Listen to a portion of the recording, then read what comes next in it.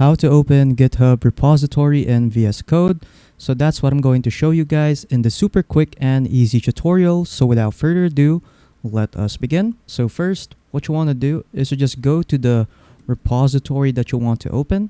So for me, as an example, I'll choose this repository over here. So when I click on this file, it will just have a Java file that will just print out hello world. So what you want to do now is just head back over here. And then what you want to do is to just go to the address bar over here. And then after the HTTPS and the // what you want to do is to just type in vscode.dev and then just add a slash after it. And then once you're done, just click on enter. And then after that, it will open up VS Code for you, and then just wait for this to load. And then it will ask you, the extension GitHub repositories wants to sign in using GitHub. So just click on allow and then just sign in your GitHub account. Click on continue and then just authorize it. And then there you go. So as you can see, we now have access to the Java file over here. So again, the code is just a Java code that prints out hello world. And then there you go. So yeah, that's pretty much it on how to open a GitHub